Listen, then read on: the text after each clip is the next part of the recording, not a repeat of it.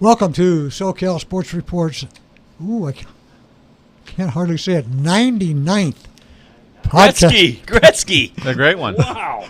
We should retire this. Wow, we having a party next Tuesday? Yeah, I mean, come on. Put the show in the archive. Wow. In the archive. 99.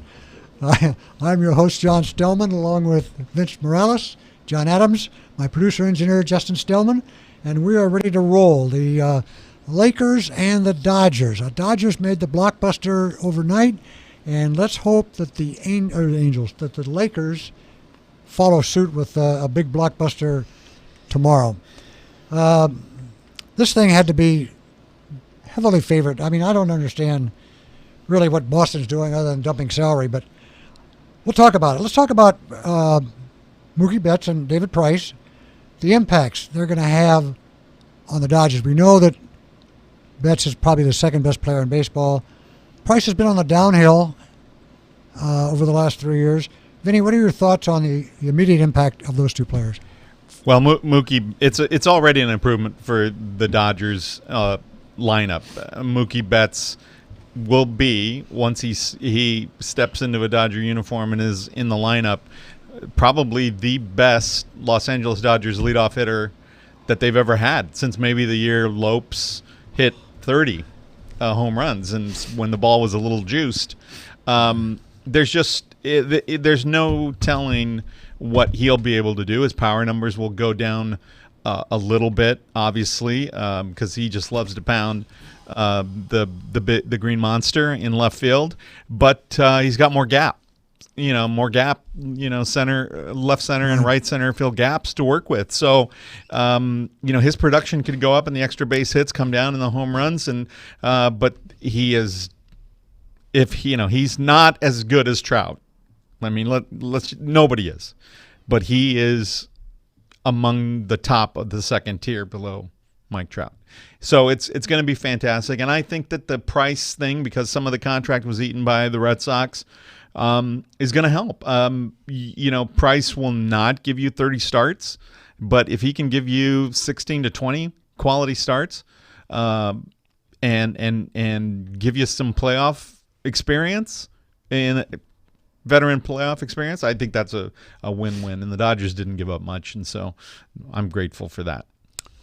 John, I know you have been thinking about this for 24 hours. No, it's actually look at Boston was looking at dumping, and they had to. They're in a situation where I know that they didn't think they were better than the Yankees. Probably not as good as the Rays, Blue Jays, or the Rays, or the Tampa Rays, and I'm thinking they're okay. So I can get rid of $96 million and $27 million, and I can get under that $200+ million salary cap, and I think they were going to be above it again for I don't know what year, and they were going to have to pay another penalty. A big penalty. So why don't we go ahead and dump these guys and maybe get some minor leaguers and start building on our minor league system and more or less just revamp again, right? Yeah. And the die was cast when Martinez decided to take the option.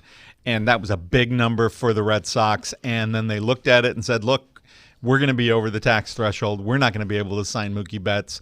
Let's get rid of him while we can get something from him for him rather than, a supplemental draft pick or whatever it is they would get if he was a free agent. So getting back to it, I think the Dodgers are absolutely stacked from head to toe.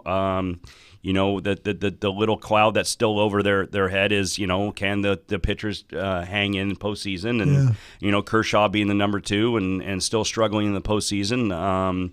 Like Vince said, will David Price be healthy the whole entire year? What are you going to get out of him? And his fastball is probably down to 92 miles an hour now. But again, the 1-2-3 punch is very, very, very good. And, Jock Peterson go to the Angels now. I don't know if it is a done deal. Their depth, I think Taylor would be their number 4 outfielder, I would guess. I know they have a couple kids they're interested in. But I'll tell you, not having to let Lux go, I think is a gigantic story there, because I think that kid's a future a second baseman, I would guess. Is that where they're going to put him? Well, yeah, he's a shortstop. Okay. And I think eventually, second base would be the place for him. But with Muncy hitting as well as he has, it's hard. First base, second base for Muncy. But if Lux can play second base consistently, then you've got a lot of different options because Kike can play there. And they're going to have to give Jay Turn his time off, because he's getting a little older.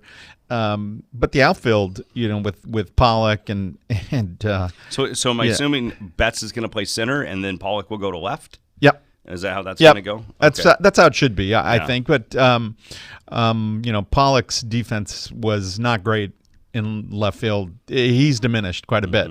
So I'd rather have Pollock in left. But again, Bellinger could play.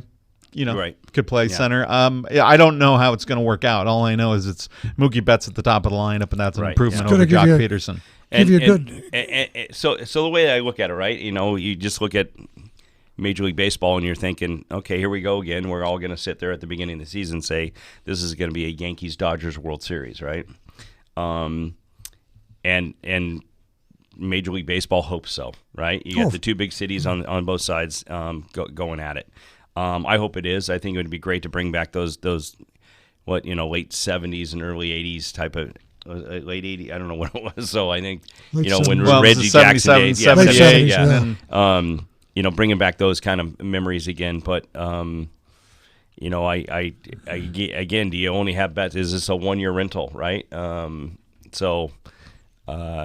He's going to ask for a lot of money and a lot of years. We'll get into that. And a lot of years. So.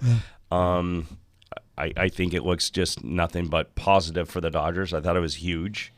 I'm telling you that in my mind, I'm not a Dodger fan, as you guys know, but if you don't win the World Series, it's a failure. After what they just put together, if they don't win the World Series, it's a failure. And so then what do we do? Is this a Dave Roberts situation or is it just the players not performing? So that's it's going to be quite interesting. It's great that Major League Baseball has a major city on the West Coast and East Coast that are more or less put two all-star teams together. So I think they're loaded, and I think it's if you don't win the World Series, it's a complete failure for the year. Yeah, I mean, I think that's not unfair to say. I think there are plenty of Dodger fans who've been waiting around for 30-plus years who would agree with that. And I think that there are a lot of people who are not Dodgers fans who would say, it better happen. But I'm not convinced that Mookie Betts is a one and done for the Dodgers. I think that they may be willing to pay for it. They are just stacked with talent in the minor league system. At catcher, which they can leverage, at shortstop where it might be Lux or they might trade Seager, right? And they've got a lot of pitching depth in the minor leagues that are in the top 50, top 100. So for me, as somebody who's in it for the long haul and has been waiting 30 years, it's like not getting to the NLCS would be a failure to me. That to me is it, because there are going to be questions about the relief pitchers. Friedman is there's going to be questions about whether the new guy Blake with Tynan from that they get picked up in free agency, whether he's going to be back to the way he was 2 years ago or whether they're going to get more of the same what he did last year. Is Kenley going to be come in at a weight that's healthier, his heart, where he's able to condition, and is he going to pick up any leverage? He seems to be a little uncoachable, and that's a worry for me. He was at the beginning of last year, it was Doc would say, he's got to work on a couple of things or whatever, and Kenley would say, would essentially refuse they deny the premise. It's like, I don't agree with that. It's, here's what's going on. And so to me, that's an uncoachability. There was a time there when he came in and he was like, "Hey, this is not Kershaw's team. It's Kershaw's and my team." And it's like, no, because he wanted to dictate when practices would start, and it's like, hold on, buddy, you are not. You got to make big money, but you are not. This is not your team. And some of that was showing last year. And his velocity's way down, and I just don't know if that's coming back. And I, like he's talking about the minor league system. I mean, I think the kid Lux and I think the kid Smith. This kid Smith is a great catcher. I think he's got a great chance of being one of the top catchers in the league. In the next couple of years. He's good. He's got a little Buster Posey about him that I really like. Yeah. But I'm excited about Kybert Ruiz in the minors, and there's another kid that is absolutely fantastic. That's coveted by a lot of major league teams. So if we can get the kind of production out of Smith, out of the Fresh Prince, and then trade him, we've got two guys in the who we're ready to groom to come back up. So you lose Maeda, you lose Hill. Well, we're going to get into all that. And Rio. Yeah. We're gonna get into all that. Okay. So who's your 4-5? It could be. Well, it depends. Are you going to be stacked with lefties all the way down? No, it's gonna. I mean, it's Kershaw is a lefty. You got Buehler, who's a righty. And then there's Price, who's a lefty, and then it can go Alex Wood if he's because he's back on the squad, who's a righty. Or there's Urias, who's a righty. No, Urias. Oh, you're lefty. Excuse me. And then you got Gonsolin or May, who are both right-handers. Okay. So it's a nice balance as far as I'm concerned. So you're going to develop one of those guys, Gonsolin or May. Those guys can throw. Those guys can throw. Now, Betts we all know he's a free agent. Boston was pretty much assured they would never be able to sign him. He's talking about 12 years, $420 million, which is Trout numbers. Mm-hmm. Can the Dodgers do that with, what are they carrying? Half of Price's contract? $48 million? Is that how, I heard that was split. Boston took half. Yeah. Can they afford, will Friedman go out and spend that kind of money? I think the Dodgers will. I think they will. It's all a matter of whether they can get the years down. If they can get that down to 10 years as opposed to 12, I think that's something that the Dodgers will work. Listen, whether or not Betts is re-signed, and it would be a bummer if he doesn't sign with the Dodgers. It's still a good trade. I don't look at it and say because it's still a good trade. Yeah, so I don't know if the Dodgers are willing to do that. But there's a couple of different strategies and where I kind of admire Andrew Friedman for this. There's two different strategies and lanes that he can go down. There's a fork in the road here. He can say, look, we're going all out for 1 year, or let's just pursue him and try and extend the contract and sign him as a free agent. There's two ways. He wins either way, right? Whether So, look, we bought it. We didn't pay much to get him for 1 year, and so I think it's a win. It's a win. It's a winner deal. Is Boris his agent? No, Betts is not a There's Boris. A positive. Yeah. So yeah, I don't think they've. The good thing about it is that they did not give up, Alex Verdugo, which will be Verdugo's going to be great in Boston. Boston. A nice player. He's going to be a nice player. But even if you lose Betts, you haven't given up. No, I totally agree. Totally agree. It's a risk we're taking. Yeah, and I think for the Red Sox, fans, it feels like a dump, and it feels like, but I think there's a plan there. And once they can jettison the J.D. Martinez contract, good things can happen for them. It's just not going to happen this year, and I think for most Boston Red Sox long-term Boston Red Sox fans, that's okay. But the Dodgers are in it to win it, and getting Betts and not having to sell all of the, not having to get rid of any of the pitching prospects, and Verdugo. I love Verdugo. He's a great 5-tool guy.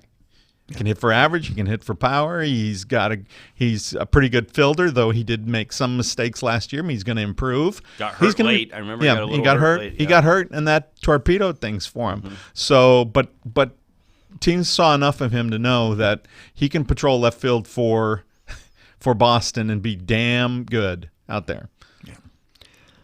Talking about the pitching that we were a minute ago, my ad is now in Minnesota along with Rich Hill. Ryu is in Toronto. Right. Wood is back. Is the rotation going to be okay? Well, I think you'll find that out in spring training. You got your top 3 guys, then you'll fill in the rest, and we'll see how spring training goes from that point on. But what Vince said is the key to this whole thing is, where is the mindset of Jansen to close? Is he going to try to? Will he possibly get some velocity back? Right. Right. Will his cutter cut? Right. And then who's your 8 guy and who's your 7 guy? Who's your setup guys? Putting that all together is going to be the key. Here's the deal: you're going to have to outscore them because they're going to put up a lot of runs, right? But there's one thing that you brought up, Vince, about how you could possibly afford Betts next year, and that could be. It wouldn't surprise me. Seager was terrible in the postseason. He struggled brutal. with a lot of people on base. And I have a feeling this is the last year for him. If he does not become the Seager that they think that they want him to be, I think he's gone. Because this kid Lux can fill right in that spot, right?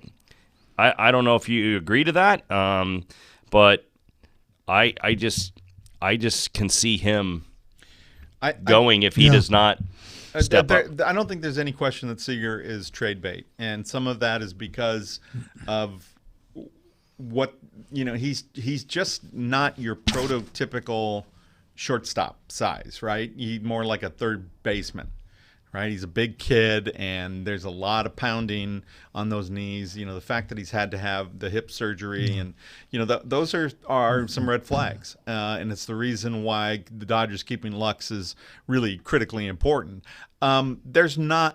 They can shop Seager at some point because he's just reaching a point where I think he's going to be arbitration eligible. I'm not really sure, but he's still got that first contract, and so he's under the Dodgers' control for I think at least another year, maybe 2, and I think that's going to be attractive. And if you've got Lux waiting in the wings, we'll see.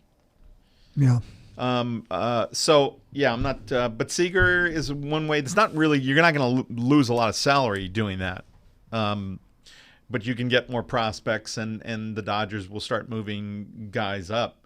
The big contracts are not going to be moved. It could. I get maybe Turner. Maybe. I'm not really sure what the. The numbers are. It's. We've got. Clayton's making $31 million. Betts is making $27 million. Turner's making $20 million. That's a big number. And then Kenley is making $18 million and David Price $16 million. So you could Pollock is if $15 Seager has million. an okay year, you can move him over to third base, get rid of Turner, and then the kid Lux plays shortstop. That's a possibility. If Seager has a good year. I think that those are all possibilities. Yeah. So we'll see. We'll let it shake out, but with what they've got right here, I'm happy. Oh, I think it would be difficult to get rid of Turner. $20 million, and how old is he? 35. Yeah, 30. That's a pretty big salary for unless you go to the American League and DH, something like that. But that's and that's the other thing. How's David Price going to be doing with the National League? He's been an American League guy. It's another thing. He's he has a 3.47 lifetime ERA against National League teams. Oh, okay, there you go. So in interleague play, that's nothing to sneeze at. And there's enough games there for it to be a good sample size. So he's not going to give you 30, right? He's not going to give you 8 innings, but he's going to do just like the Dodgers want. You go out there for 5 in the third, 5 2/3, maybe 6 and stretch it out, and he can give you 20 or 24 of those starts. That's all they need. That's all they need, because then they can Right. they could start folding in Gonsolin. They can fold in May. Yeah. They can fold in Urias for spot starts. It just depends on what Doc and well, Honeycutt's gone now. It's Mark Pryor is their Yeah. pitching coach. So whatever Mark and Doc decide how to do it, but there's some flexibility there. So I think it's great. It was reported this morning that you mentioned it earlier, John, that Jock Peterson has gone to the Angels for Refugio. Now somebody's saying Stripling is involved. Yeah, Vinny kind of read into that. I never it's read not, that at all. It's not a done deal, and Stripling has been that it's more because we were starting to peel the onion, but everything was happening with Betts, and the rumor came out that it was going to be sort of this straight up Peterson for I don't know how you say his name, Refugio? Refugio, I don't know. Smith. Yeah, the light hitting shortstop second baseman. Yeah. 22-year-old kid. That kid. Yeah. So those were the initial things that came out, but that wasn't a done deal. It's not been consummated. And then I started to hear that there are 2 Angels prospects that are unnamed involved in Stripling. And as I was saying off air, I can't name Do the Angels have an to? Angels prospect beyond Joe Adell that the Dodgers Exactly. could want or use. And I think for the Dodgers, it doesn't really matter. They don't need anybody that they need to stick in their lineup. Right, they can yeah. get rid of 2 guys who can be in a starting lineup for the Angels, and they don't lose anything, because they've improved with Betts in the leadoff and playing where Peterson was, and Stripling was, I think, a luxury Right. for them, but a kind of a commodity for the Angels. But again, He might be the number 2 starter in Anaheim. but again, that's salary that's getting dumped, right? It's not even sure what Stripling is worth, frankly. I guess I could. What he's worth or what he's making. Yeah, exactly. There you go. There's 2 different things. Yeah, exactly. Yeah, Stripling's only $2 million. He's only on the hook for $2 million, and Jock at 8.5, and then arbitration eligible. He's no longer arbitration eligible. So, that's for the Dodgers. That's a good dump. They were going to have to, put out money and so. But I think Peterson's going to do well in Anaheim. Slide him into right field. Yeah. Against righties, you can't play him against lefties. Yeah. It's just impossible. No, yeah, right. Or you DH him, I guess. All right. Anything else on this massive trade? Any last second thoughts? Or let's move on to the Lakers, and hopefully they'll pull something off that would be equal to what the Dodgers accomplished. What would you guys do if you're Rod Pelinka? How do you approach this thing? Are you out to win it this year? Do you want to show Anthony Davis that we're a championship team, or do you want to try to build on the future, keep Kuzma, see what happens? Which is your fork in the road this time? It's a dilemma. It's absolute dilemma. And here's because the thing of it is that if you stand pat and you keep Kuzma, this team may end up winning the Western Conference, and that's fine. But come playoff time, they've just shown that against a good point guard, against an effective wing, they just have no answers. They have no answers for Kawhi Leonard. They have no answers for a guy like Jason Tatum. They don't have an answer for a guy like Ben Simmons, and they will lose to a team like that. When LeBron's not on the floor, this is a very flawed and very vulnerable team. So, but Kuzma's your only chip. I mean, you don't have anything else. So it has to be somebody who wants Kuzma and perhaps somebody else that they can throw in, like Kentavious Caldwell-Pope. I'm not sure it's going to happen. The Lakers need either a wing who can lock down or somebody who can distribute the ball effectively and play a little defense. Caruso and Rondo are, island of misfit toys as far as I'm concerned. Caruso is fun. He's the bald mamba, whatever you want to call him. Right? People love him, and he can play well in spurts, and he's got some hops. But he is. You don't win a title with. And I'm with on Alex NBA.com, Caruso. and one of the bold things out here is there's multiple teams eyeing Caruso, and I don't know why, but let me tell you something. Here, Cal State, Long Beach. Here's who's leaking that. Rob Pelinka. That's who that. That's who's leaking that. I'm like, who? There is no way that there are multiple teams would give anything. They threw me for off Alex with multiple. Caruso. I mean, when they said multiple teams, I'm like, no, that is Rob Pelinka planting that in somebody's ear. Okay, don't quote me, but here, but here's. And to get off the Lakers real quick, the big trade so far right now that's happened is. Iguodala has been traded to the Miami Heat from Memphis, and he still hasn't played a game this year. So he's going to Miami, which it's a good pickup for Miami because Miami's pretty good. They can say, you just keep resting until we get to the playoffs. But that just happened. Did they give up anything for him? Right now, there's nothing yet that's reported on the other side of what Memphis got out of it. I'm guessing a draft pick. Yeah. No, Probably. I don't. And the Pelicans are reportedly sticking with Holiday, which that was a guy that they were thinking about trading. But getting back to the Lakers,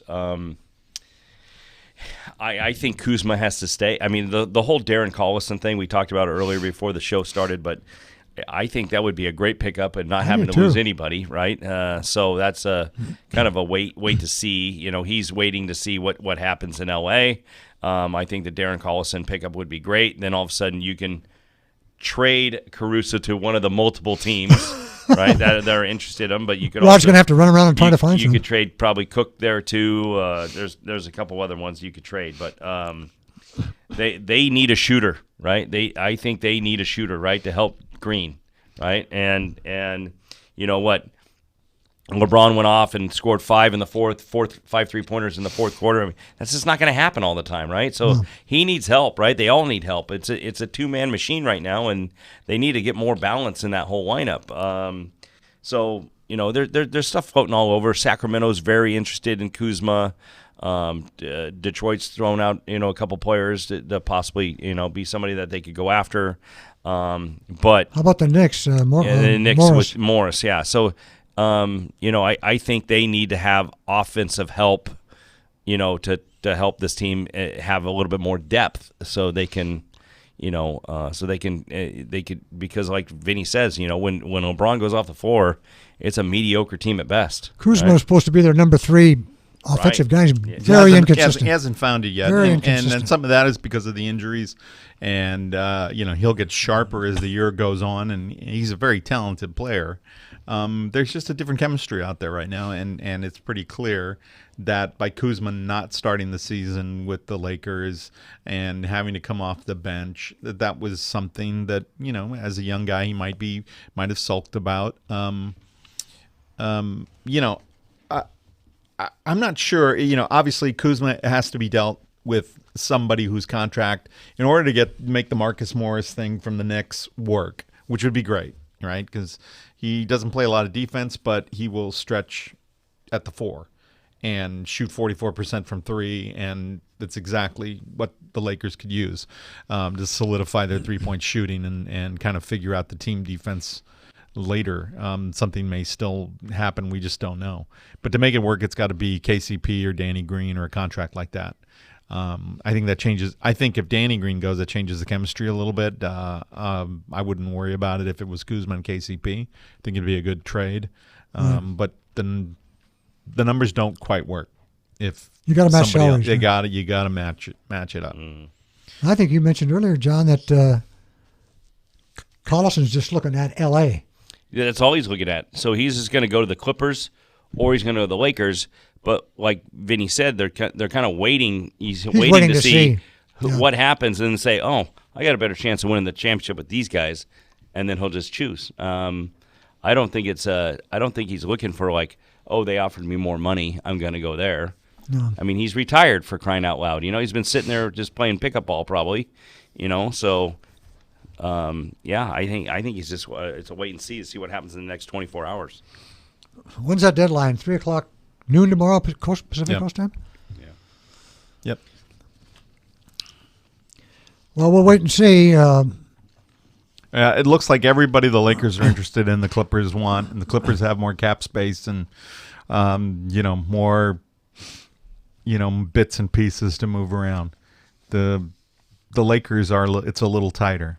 But there's one other element that I've been reading about that where there could be loggerheads between the Knicks and the Clippers. Madison Square Garden and the Forum. and the arena where that's a battle between the Knicks and the Clippers. So that might give the advantage to the Lakers a little bit, but again, that could just be me grasping at straws, looking for anything that would help tip the balance for the Lakers. But that's still something to consider. I don't know, if that's all that would be good business, but it's something that the Knicks could hold over the Clippers, trying to chisel more money out of them. Exactly. Every arena the Lakers go into this year, it's a celebration for Kobe. Is this going to be a distraction during the season? It's a great deal, but you're trying to get over something and through something and past something. Every arena is, it's. I don't know. I think he deserves it. To be honest with you, I think I'm not saying he doesn't deserve it. I think it's not a distraction. I think these guys are every one of them are big fans of him. Some of them looked up to him. Some of them idolized him. Where I do see where it's maybe a little bit too much is if Golden State comes down here, I go back up to Golden State. Now all of a sudden, you know how you play the teams in your league multiple times. Like if you did it and Golden State was just here a month, 3 weeks ago, I don't know if you have to do it again, right? Type of deal. So, but I think the fans want it. I think yeah, I would, look, it's for 1 year, right? We do it for the rest of the year, and I mean, for crying out loud, they sat on the 24-yard line at the Super Bowl. So, these a lot of these players looked up to him and idolized him, and so yeah, I think you got to keep doing it. Yeah, it's a hard thing regardless, and but this is a veteran team. I mean, there's not a lot of young guys on this team, and after trade deadline, there may not be any young guys in this roster. So, I think it's a distraction when you're younger and you don't know how to control those things. These guys are pros, and they have two veteran leaders in Anthony Davis and LeBron James. And Vogel is just a steady hand, and it's not going to be a distraction. As I don't think so. What will be a distraction is when Rondo and Caruso can't guard, Damian Lillard or, So there's Patrick a Beverley distraction and because Kawhi that's already happening. Yeah, exactly. Right, exactly. Right. And then the trade deadline comes, and maybe Kuzma stays, and then you've got, that's a distraction, because then the kid starts to pout because he can say all he wants about, hey, I'm the talk of the town, everybody's talking about me. That's what Kobe told me, is like, if they're, you only worry when they're not talking about you. I don't buy it. I don't buy it. I think Kuzma wants to start. I think Kuzma wants to be a big dog. He's never going to be a big dog in this roster. He's just not. He's a player to be named later. Right. And unless he can play better defense and shoot better, more consistently, he is going to be a liability for the Lakers in the playoffs. And inconsistent too, like I say, gets 17 points one night and 5 the next. And that's a young guy not able to sort of understand his role. He was able to. I think he was able to freelance a lot more with Luke Walton last year because, well, frankly, Luke's a terrible coach. And I remember thinking, there were times, when I would watch basketball, and you can always predict it's fourth quarter. I know who's going to be in there. And at about the 8-minute mark, I know who's coming out. And you could just feel these things. With Luke Walton, it was a crapshoot. You had no idea. It was all feel for him. Right. It was never and so I think a guy like Kyle Kuzma benefited from that, because it's like, okay, I'm out here, and if I can score, I'm going to stay in. And I think it's more regimented with Vogel, so that probably doesn't play into what Kuzma's all about. And a change of scenery might be the thing. Maybe he'd flourish in Sacramento with Luke. He might. He might. Switching gears a little bit here, the Altabelli Memorial Service is Monday at the Big A for John, Kerry, and Alicia. Let's hope they pack that place. He was a tremendous coach, tremendous history, tremendous love, sorely missed. Terrible thing, and unfortunately, Kobe is he's the limelight, but a lot of these other people are not getting the proper due that they deserve. This guy he and his wife were the first couple of Orange Coast College, so let's hope they have a good turnout.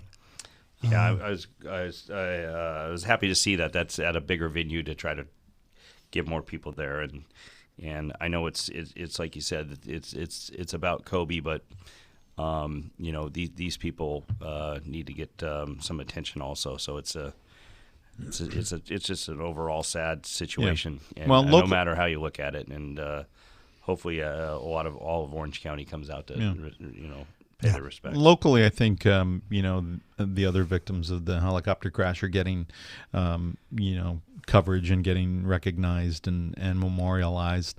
The Lakers did a great job of putting all of their names up on the board and scrolling their names around the ring of Staples. And so I think that Vanessa Bryant coming out and putting forth foundation money for the families keeps their name in the spotlight as well. It wasn't just about Kobe, and that's not how Kobe would have wanted it. So, I think they're getting some attention as well.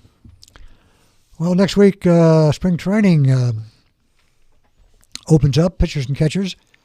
We talked about the Dodgers a little bit, but what about my guy Billy Epler, who Vince is the number one fan of?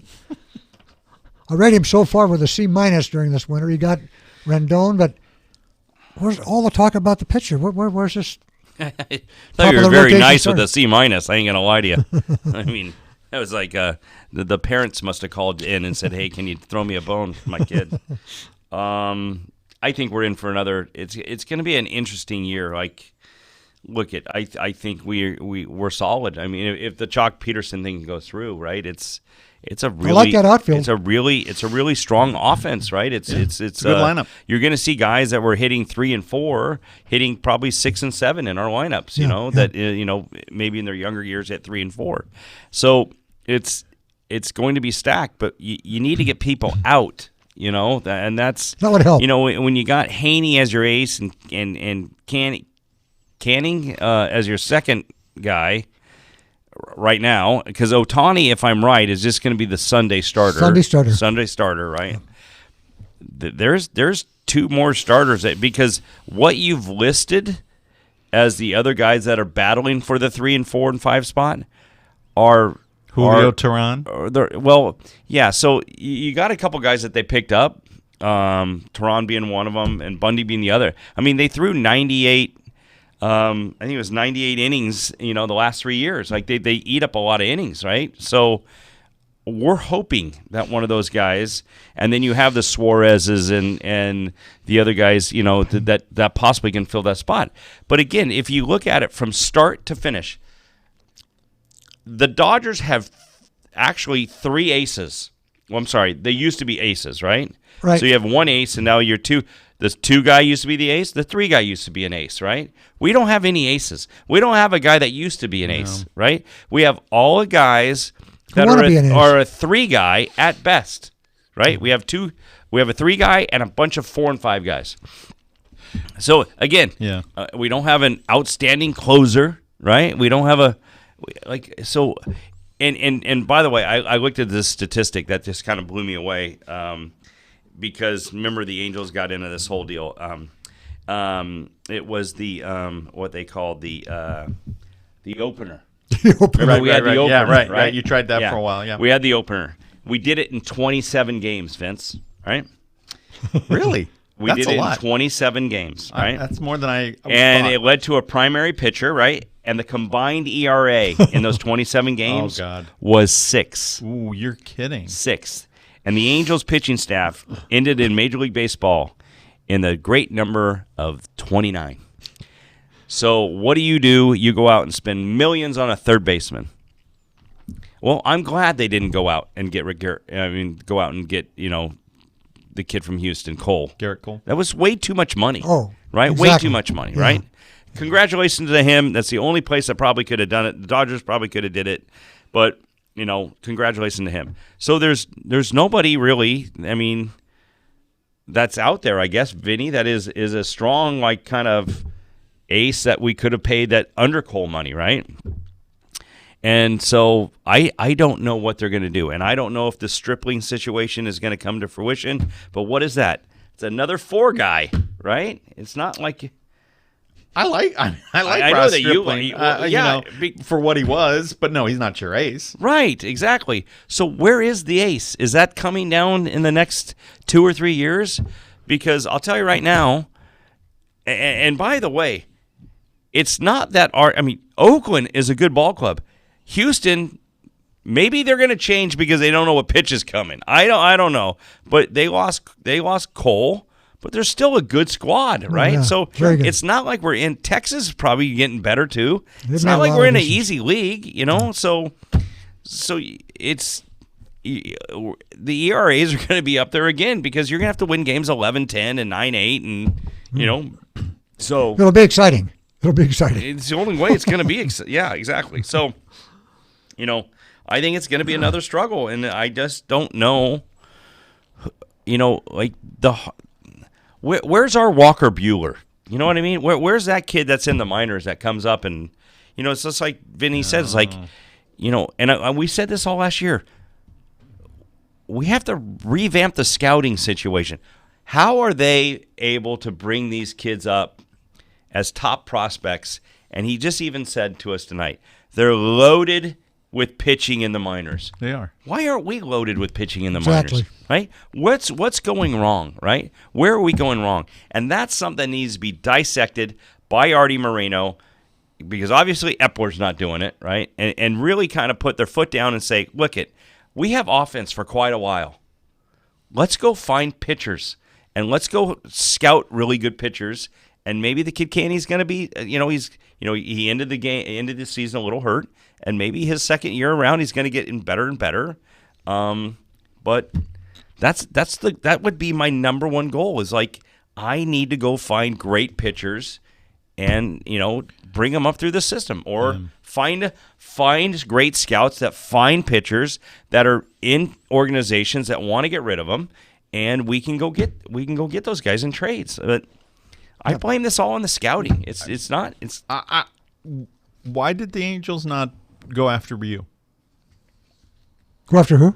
Ryu. Hyunjin Ryu. Yeah. Because he's ace material. Yeah, he could be. He could have been their number one starter. He would have been their number one starter.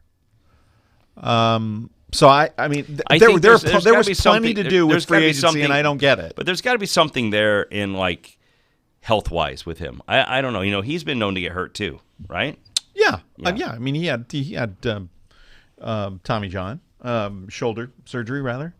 So yeah, So I really feel good about our Sunday games. That's what I'm trying to say. Well, here's the question that I have for as fantastic a two-way guy as Ohtani is, wasn't there sort of maybe the Angels were feeling like they were going to get more out of him, out of the pitching rotation, because it feels like they're still waiting for another shoe to drop. Like maybe the kid's going to stop hitting. I don't understand. Or he's going to get better and he's going to pitch more. I'm not. I don't sure. think they want to pitch him more. I think they want to. I think they want to hit him, and I don't know what they do. I think it's a Tuesday, Wednesday, Thursday, Friday, and then he sits Saturday and Monday. So he does a rest before he pitches, and he's only going to do a pinch hitting role at best, and then he rests the day after. And I think it's going to be a Tuesday, Wednesday, Thursday, Friday. Well, he will hit, right? That's kind of what I'm feeling, right? But and then he'll throw Sundays. But I think they're going to start this off and see how many. I think they're going to be very slow with him throwing. Again, they're going to see how spring training goes, right? And then if it's good, they'll start him in, on the Sunday games. But I don't think they're going to. What do they do? What is the saying that they do in basketball? They sit guys. They're going to load manage him with pitching. Listen, okay. Here's my question, right? Playing the devil's advocate. What pitcher have you known that pitches well in 6 days rest? None. They're rusty. They're not sharp. But he did okay. Look, that's fine because he's young. But just to me, and I know that it's different in Japan. That those are the types of things where things are just different. But to me, it just feels like I don't know that that's sustainable. 6 days of rest between starts is not sustainable. If you throw him bullpens, that's fine. Okay. I think it's fine. Okay. I have no problem with it. I think he should actually go get a friend of his in Japan and bring him on over. I think there's somebody. I think it's hidden over there. I think he's going to say, you need to go get this guy. That's what we need. Billy Epler might be looking for a job after this season. Yeah. He wasn't. I don't know how he got his job back this season. Yeah, I agree. I agree 100%. They didn't extend him. They just picked up his option for 1 year. This is it. Either win now or see you He's later. our Mookie Betts. Look, if anybody can make chicken salad out of this chicken bleep, wow. It's Joe Madden, right? Oh, yeah. You're right. Yeah. That's true. And Madden's had a history for producing in his first year, for changing the culture, the chemistry. I think he can find it. I think the Angels will be surprising. They've got a good lineup, and I'm an outsider who says I think you can trust Joe Madden with whatever spare parts you throw at him in your rotation and in your bullpen. He even said earlier this year, I don't know if it'll happen or not, he said he might consider letting Ohtani hit when he pitches. Then you lose your DH. That's stupid. Well, yeah, but for the sack. Talk about rest. That's well, it just depends on how many innings he goes. I mean, if he gets knocked out of the box in the fourth, and you got a pinch hit every time for you lose your pitcher, DH. Yeah, you lose your DH, and you got a pinch hit every time. You're scoring, and all of a sudden he gets thrown to the plate. Oh, by the way, you're on the mound. Oh my gosh, I just ran from first base. This isn't Little League. The Angels open the season in Houston on March 26th. That'll be interesting to see what happens there. Mike Clevenger from the Indians said there could be some repercussions this year over what the Astros did last year. The Angel home opener is also against Houston. So, Dodger fans, come on down. That's right, Pantone 294, the big LA Dodgers I looked group. Into They're coming. Yeah, in hundreds. In fact, the Angels front office or their marketing team has reached out to Pantone 294 to get them a block of seats altogether that could be as many as 300. No, I heard it was for the series 600 seats for the series. But I think it's 209. Yeah. And they have said every single time an Astros hitter comes up, they will boo. All 9 innings, they will boo all 9 innings.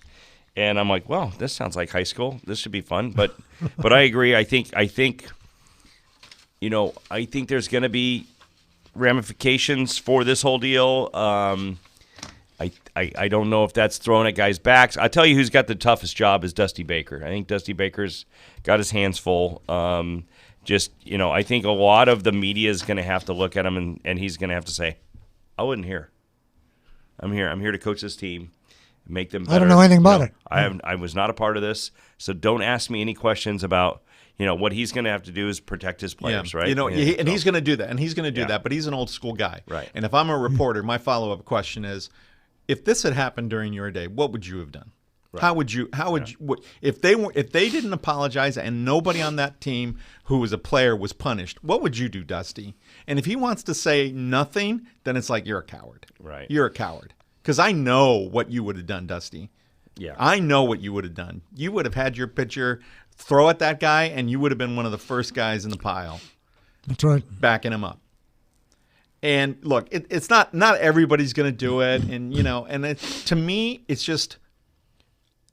And we talked about it before. The thing that pisses me off is that there's just no remorse, and there is really nothing punitive that has happened. No, to it's this ridiculous.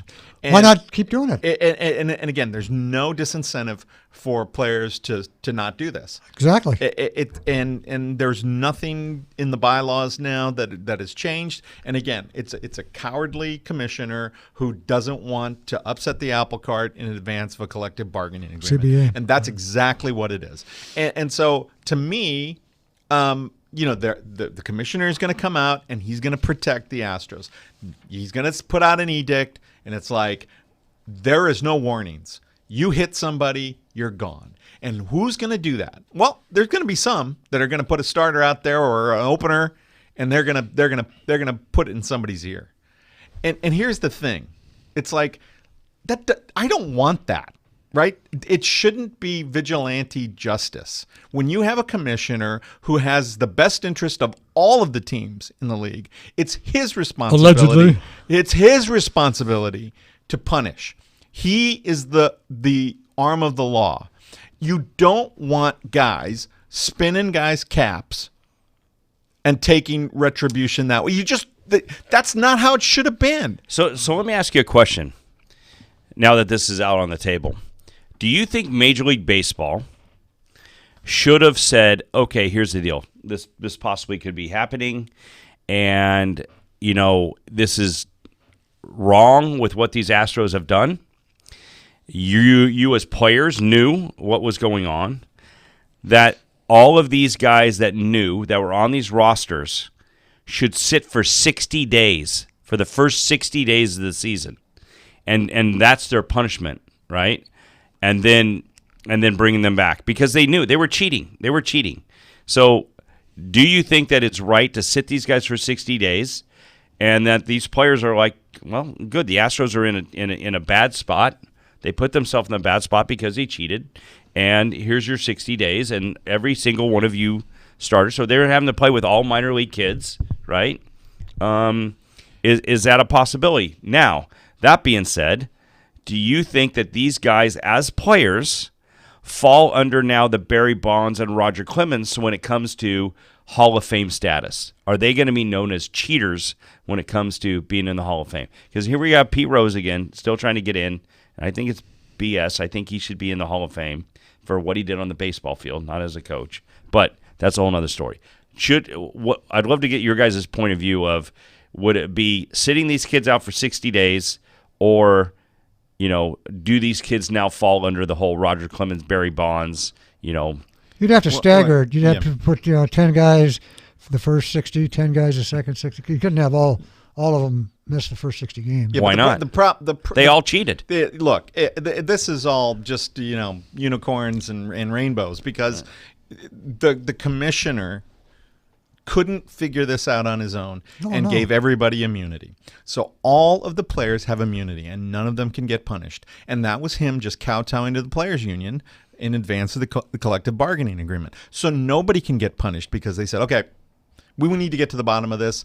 We're not going to punish you. Nobody's going to get suspended. Nobody's going to get fined. No, none of you guys are going to lose your jobs. Okay, tell us what happened. And they all came clean, or several of them came clean. And that's how they did it, by giving them immunity. So there is nothing that can be done from this point on, officially from the Major League Baseball. They can't do anything else. They've doled out the punishment. This is it. It's a slap on the wrist.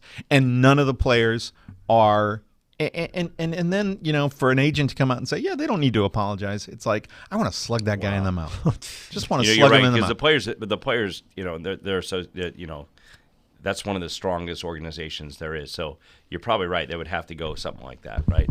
They wouldn't allow that. But to now, what's to prevent more players from doing There's it? nothing. No, There's no, nothing. there is. There's No, nothing. no, There's no. nothing. No, They there's may no be opinion. working on something, but it won't happen until the collective bargaining agreement, until they're negotiating that. They're going to look around and they're going to say, we need to stop cheating. So one of the things that they're going to do is they're going to say, again, it's one of those things where it's like a defense attorney's going to go in and say, well, you allowed electronics and they were trying to get an advantage, and there was nothing that said explicitly that they couldn't, and all this nonsense, right?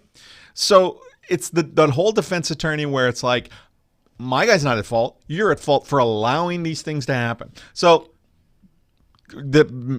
baseball's going to put their tail between their legs, and they're going to shut off electronics, and then when the collective bargaining agreement is, they're going to fight about it. They're going to say, we're going to put this in, and at some point somebody's going to concede one way or the other and say, yeah, you're right, cheating's not allowed, whatever. But we're still at a point where talking about things like extra drug tests or whatever to prevent something like what happened to the kid from the Angels, those things are just not going to happen in advance of a collective bargaining agreement. They're going to fight about that next year, right? When the collective bargaining agreement is up. But for now, it's all just window dressing. It's all just window dressing. A couple of managers lost their job, and a general manager. That's it. Yeah. That's it. They took some money away. But the integrity of it is that if you're the owner of the Astros, it's you put that trophy in a box and you take down that flag. Yeah, we don't want to see that displayed anywhere anytime soon. Because otherwise, you're unapologetic. And that's what the commissioner's office should have done. They don't have to vacate it per se. I mean, I would have preferred vacation, right? Vacating it, right? That would have been great. And say, look, there was enough evidence to indicate that you got the trophy illicitly. Vacate it. Yeah. And do something that shows some remorse. Take Yeah, down no remorse take at down all. the flag. Put the trophy in a box. Yeah. Until people forget about it. But we've talked about it. It's dastardly, and it's no good, and it just stinks to high heaven. It's not what baseball needs right now. No. For sure. Absolutely agree. But then again, look, I don't want Jose Altuve to get one in the eye socket, right? I don't want Bregman to break a wrist, have his wrist broken because of this vigilante justice that's going to be doled out. I don't want that either. Right. I wanted somebody in authority Right. to say this is wrong and you're going to take your punishment so that you don't get your eye socket, your orbital bone broken, and you don't get concussed, and you don't get a broken elbow or wrist. It's just, I don't want to see it. I don't want to see it. I don't want to see it. And you're not gonna. So we're opening up against the Angels. Like Haney's gonna throw at somebody. It ain't gonna happen, right? No, the Angels aren't gonna throw at them. There's nobody in there that's that kind of guy. That Bob Gibson. There's no Bob Gibson on that. Drysdale. There's no Drysdale on that team. Right. They're all throwing it like a shot put anyway, so it's not gonna hurt anybody. So. Yeah. No. I mean, and again, Maybe you can hit him with his, 60-mile-an-hour curveball that starts in like Cyprus, or something like that. Yeah. I mean, it's, put dead fish in their lockers. I don't know. That something in the visitors' locker room when they come into town. I'm glad the Dodgers don't see him this year. Yeah. Yeah. I'm just glad. Wow. Because it just would be, I wouldn't want to see any of the Dodgers lose their cool over it, and I wouldn't want to see the smug, unremorseful Astros. What happens when Aroldis Chapman faces Jose Altuve this year? Again, look, I don't want to see it. I don't want Jose Altuve to take a 100-mile-per-hour fastball off the dome. I just don't want to see it. I don't blame you. I don't want to, right? There are ways to have, punished this team, and they didn't do it. And Manfred's an idiot. Manfred's an idiot. That's it. Do we have any He's a cuckold. post Super Bowl comments? What a great game. Other than the fact that John picked the Chiefs over New Orleans. Yeah. I picked. And I took San Francisco to the under in the first half. The under was good. Yeah.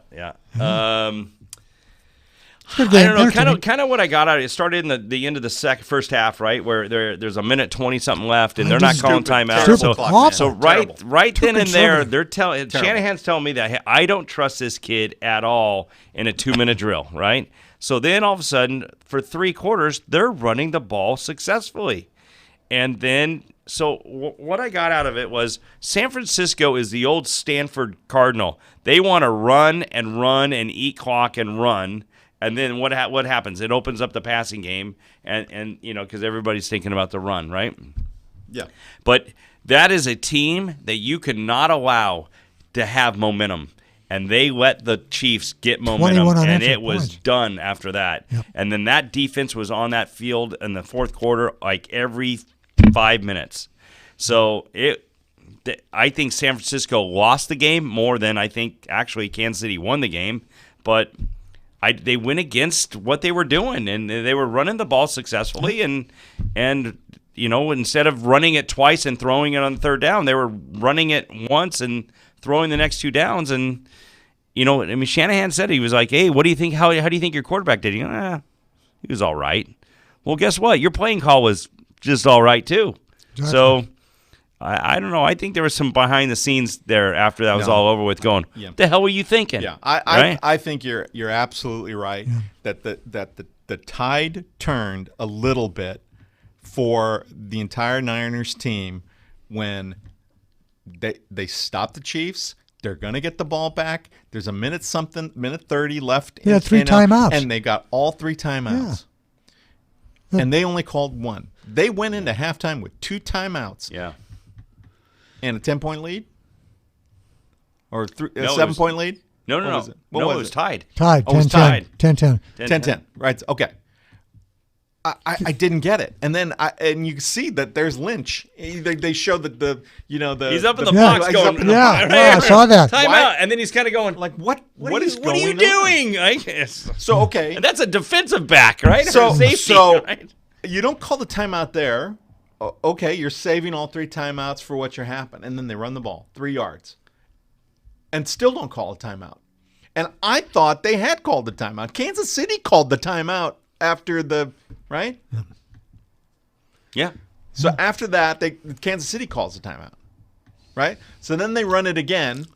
No, it was I can't even remember now. No, I don't think they called a timeout. I think they let the play run, and then they ran the ball again, and then Kansas City called the timeout, thinking, "Oh, they're just running the ball. We might get the ball back." Right. So Kansas City called the timeout on after second down, and then that was we got to throw the ball now, and then they gashed a big play, and that's when San Francisco called their first timeout, and then the big play with the shove off on Kittle.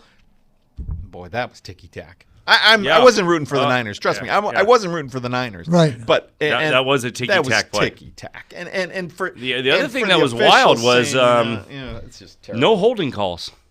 There was no holding calls at all. And I thought there was they let them play a majority of the time. There's a lot of false starts and that kind of stuff, but I think they let them play a majority of the time. But that was a pass interference call at the very end. I mean, Kelsey's going back for that ball. Like, that was a pass interference call. And that's what I didn't understand about possibly throwing the ball more downfield to try to get pass interference calls. But yeah, just with that extension of that arm that was terrible. So, but that's kind of what I saw in the game. I thought it was I thought the 2 best teams played. No, it was the right game. It was the right. Yeah, it was a good matchup. game. Yeah. Good It was the game. right game. It was the Entertaining. right matchup, and it was fun. Loved it. Entertaining halftime show too. I love it. Good night, nurse. Do we have any more time, or are we out? We got. Do you want to talk about the Trojans cleaning house in the defensive coaching department, or we save that for next week? I don't even know what to say about that. Again, it's all just window dressing right now, right? I thought it was a good pick, defensive coordinator, guy from Texas. Right. Even though he had lost his job there, I think that's gonna be helpful for them. Yeah. But when it's all said and done, Clay Helton's still the head coach of this team, and that's the one thing to remember. And it's going to be brutal because he's likely going to get fired by October, and that's what it feels like to me. It just feels like, But again, I sort of see the long game. That Bone is playing here is that they weren't going to get anybody anyway. They've got some big, no booster wanted to pony up the money. They tried. And I've heard, from, the alumni that nobody was willing to do it. They said $20 no. million, right? Yeah, they just wouldn't do it. Yeah. They just wouldn't do it.